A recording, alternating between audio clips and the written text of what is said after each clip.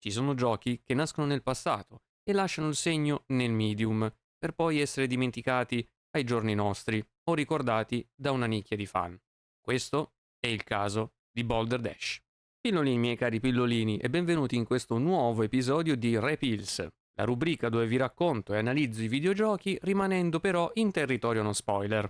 Oggi vi racconterò di Boulder Dash 40th Anniversary, titolo sviluppato e pubblicato da BBG Entertainment, i quali ringrazio per avermi fornito una key del gioco per realizzare questo video. Preparatevi a scavare alla ricerca di diamanti nella remastered di questa storica serie videoludica.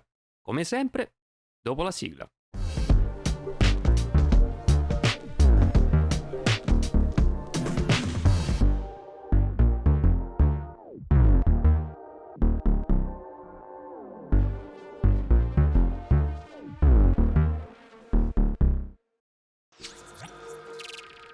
E partirei dicendovi cosa sia questo gioco. Boulder Dash è un rompicapo d'azione originariamente pubblicato nell'ormai lontano 1984 per Atari 8-bit. Fu convertito successivamente per svariate piattaforme, tra cui anche un cabinato arcade, e generò innumerevoli seguiti, varianti e cloni, nonostante la sua popolarità esplose con l'uscita del terzo capitolo su Commodore 64. Fu sviluppato da due ragazzi, Peter Liepa, colui che diede in Italia l'idea dietro il gioco, e Chris Gray, per poi essere pubblicato da First Star Software, software house che purtroppo oggi non esiste più. La remastered invece è stata sviluppata e pubblicata da BBG Entertainment, la software house che ad oggi detiene i diritti dell'IP. Vestirete i panni di Rockford, una simpatica formica impegnata nella ricerca di diamanti tra nemici ed ostacoli. Il concept è estremamente semplice, questo perché figlio di un'epoca dove pochissimi videogiochi riuscirono ad implementarne di più avanzati, ma non per questo deve essere sottovalutato. Il gameplay ne fa da padrone ed è lì che si concentra tutta l'essenza del gioco e dove bisognerà sbattere la testa, non sui massi ovviamente. Ed è proprio del gameplay di cui vorrei parlarvi. Prima però vorrei aprire una piccola parentesi. Questa volta salteremo le sezioni dedicate alla trama e al comparto grafico e art direction perché nel primo caso non vi è nuovamente nulla da dire, dato che la serie non ha mai avuto una trama di base. Nel secondo invece avrei talmente poco da analizzare che non ne vedo il senso. Ciò che posso dirvi è che graficamente il gioco, per quello che è e offre, si difende bene. Fa il suo senza essere all'ultimo grido o insufficiente. Tornando al focus principale, il gameplay di Boulder Dash è molto semplice sulla superficie, ma appena si entra nel vivo del gioco si può notare la sua varietà.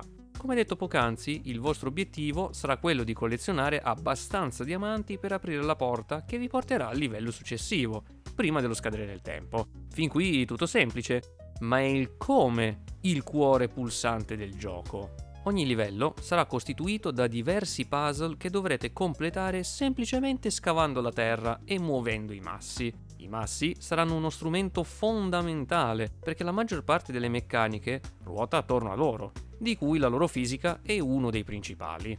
Di base fungeranno da strumento, ma al contempo stesso saranno anche la vostra arma contro i nemici ed un possibile ostacolo aggiuntivo. Essi serviranno infatti per eliminare le lucciole, le farfalle e le amebe. Vediamo con calma questi tipi di nemici. Le lucciole si muovono solo ed esclusivamente negli spazi vuoti, seguendo un pattern specifico, in senso orario. Per essere sconfitte bisogna farle cascare sulla testa un masso o un diamante. Attenzione però, una volta fatto ciò, esploderanno. Il raggio sarà di un cubo 3x3, utile per aprire zone fortificate da muri o per rimuovere eventuali massi che bloccano la strada.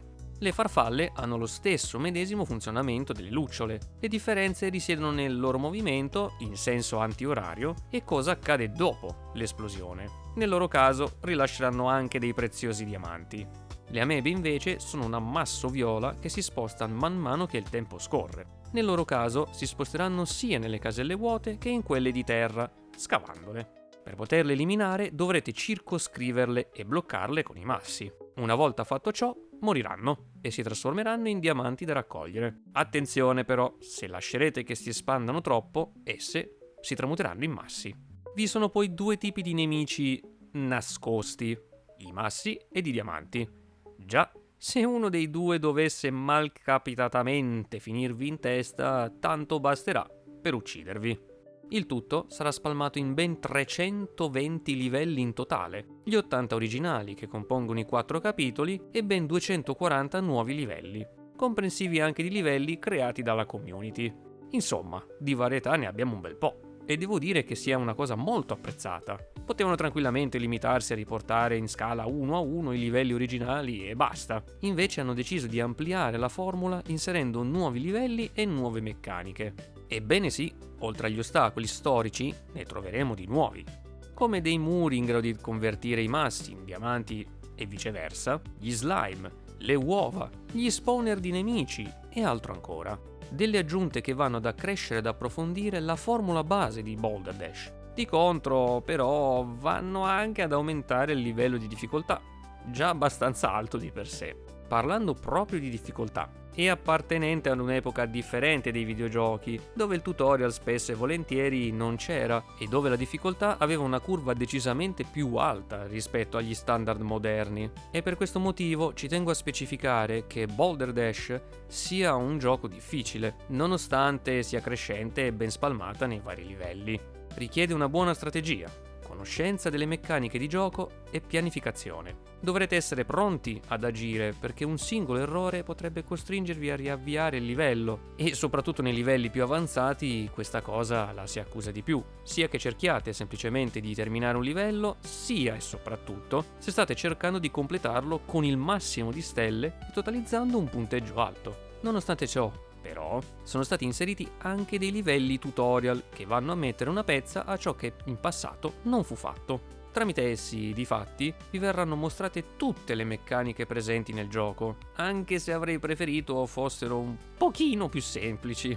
Funzionano molto bene come livelli introduttivi e preparativi dell'esperienza che andrete ad affrontare, però settarsi da subito una curva di apprendimento così alta potrebbe scoraggiare molti dal proseguire perché vinti dalla frustrazione. Penso che se fossero stati semplificati giusto un pochino sarebbe stato comunque funzionale a dire guarda che non sarà una passeggiata, senza piallare sin dall'inizio i disgraziati che si approcciano per la prima volta.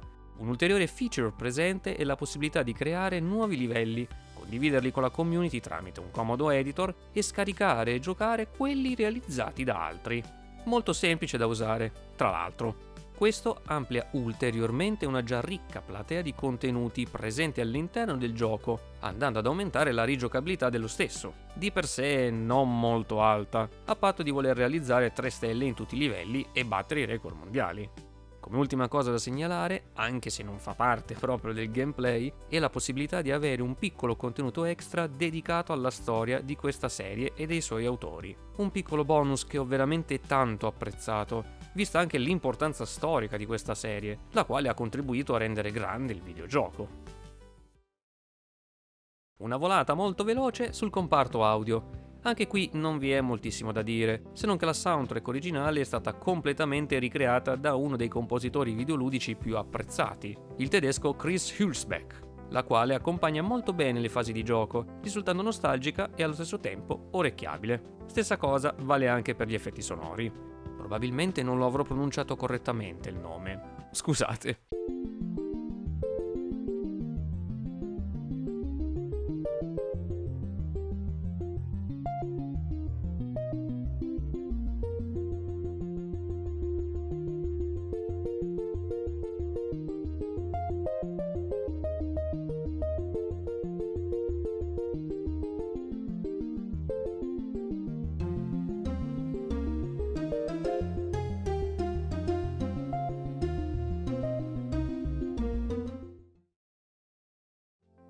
E con ciò direi che siamo arrivati alla fine di questa spedizione di scavo. Anche in questo caso abbiamo avuto un episodio di Repills un po' più breve del solito. Avrei potuto dirvi e mostrarvi di più sui livelli più avanzati, ma ciò avrebbe tradito la natura no spoiler di questa rubrica. Per questo motivo sfido i più impavidi di voi a vedere con i propri occhi ed i propri calendari Boulder Dash 40th Anniversary è l'edizione definitiva di questa serie. In passato furono realizzate altre rimasterizzazioni o riproposizioni di questo cult, ma questa edizione contiene davvero tutto, e anche di più.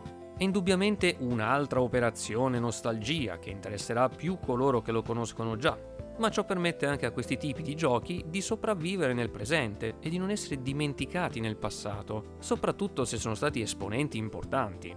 Premio questo tipo di rimasterizzazioni perché non si limitano solo a riproporre il gioco o i giochi paro paro agli originali, ma tirati a lucido, bensì inseriscono nuove feature o meccaniche che lo modernizzano, anche trasversalmente. Ho molto apprezzato l'inclusione della storia di Boulder Dash. Personalmente ricerco e studio la storia del videogioco, ma ovviamente non conosco tutti i videogiochi del passato. Avere inclusioni come queste permette a tutti di poter imparare qualcosa in più su come fu costruito il gioco che si sta giocando e le sue circostanze, anche temporali.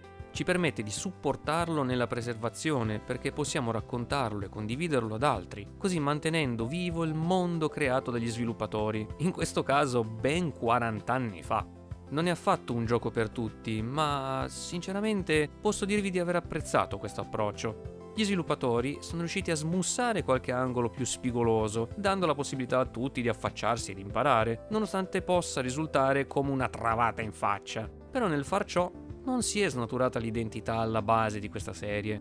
Questa dovrebbe, a mio modo di pensare, essere la base per ogni remastered e remake. Modernizzare il gioco nelle sue componenti di gameplay invecchiate peggio, ma non facendolo diventare ciò che non voleva essere sin dal principio. Detto ciò, giungiamo alla domanda più difficile. Vi consiglierei questo gioco? Nonostante tutto, sì, ve lo consiglio. Ovviamente specifico che ho importanti riserve in questa risposta. Come dicevo poc'anzi, non è un gioco per tutti e per questo sicuramente qualcuno potrebbe non essere spinto a giocarlo e va bene lo stesso. Per coloro che invece cercano una sfida old school bella pepata, la possibilità di rivivere una serie che ha fatto parte del vostro passato, o per coloro che invece vogliono scoprirlo per la prima volta, allora sottolineo che questa sia l'edizione giusta per voi. Se siete interessati a provarlo o ad acquistarlo, in descrizione vi lascio il link della sua pagina Steam. Boulder Dash 40th Anniversary è attualmente disponibile per PC tramite Steam, macOS, Nintendo Switch, Xbox Series X ed S e PlayStation 5. Come ultima cosa, vorrei ringraziare nuovamente BBG Entertainment per avermi dato la possibilità di parlarvi di questo gioco. Conoscevo Boulder Dash per la sua fama, ma grazie a questa edizione ho avuto la possibilità di provare con mano per la prima volta questo pezzo di storia. È stata sicuramente un'esperienza ed io che cerco anche la sfida ho trovato pane di pietra per i miei denti. Durante la realizzazione di questo video non sono ancora riuscito a completare tutti i livelli, ma conto di farcela, prima o poi. Dunque, come sempre, ricordate di supportare gli sviluppatori, specialmente quelli che meritano. Bene, è arrivato il momento della fatidica domanda finale. Conoscevate già questo gioco? Sì, qual è stata la vostra esperienza? E se no, lo proverete? Fatemelo sapere qui sotto con un commento. Grazie per avermi seguito fin qui. Ed ora vai con l'outro.